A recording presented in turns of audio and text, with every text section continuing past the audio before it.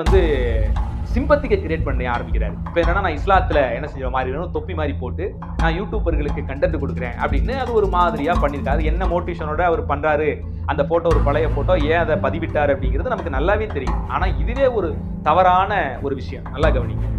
ஒரு தவறு நம்ம செய்யறோம், சில சுட்டிக்காட்டான சபையார் சுட்டிக்காட்ட தான் செய்வாங்க. அதுக்கு தான் சபையார். குடும்பம் எதுக்கு? குடும்பம் வந்து குடும்பத்துல ஒரு நபர் தவறு செய்யும் போது அதை குட்டி சரி பண்றதுக்கு தான். நீதிமான் குட்டும் போது தலைக்கு எண்ணெயா இருக்கணும்.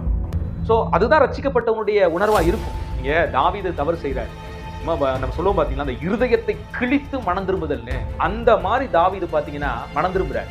தன்னுடைய தப்ப ஒரு சங்கீதமாகவே எழுதுகிறார். 51ஆம் சங்கீதத்தை பாருங்க, தான் செஞ்ச தப்ப ஓப்பனா பாடல் வாயிலாக எழுதி தாவீது வைக்கிறத பார்க்கலாம். தன் பாவத்தை ஒரு மூடல, மறைக்கல, அந்த பாவத்தை சுட்டி காட்டுறவங்கள சாடல, அவங்களை எள்ளி நகையாடல. தாவீது அவர் உயர்ந்த ஒரு பொசிஷன்ல இருக்கிறார். அப்படி இருந்தும் கூட தன்னுடைய குற்றங்களை அவர் அப்படியே ஏற்றுக்கொண்டு தன்னுடைய குற்றங்களுக்கு சுட்டிக்காட்டி தலையிலே குட்டின நபரையும் மதிச்சு தாவீது நடந்து கொண்ட விஷயத்தை நம்ம பார்க்கலாம். அதுதான் ரட்சிக்கப்பட்டவருடைய சுவாபமா இருக்கும்.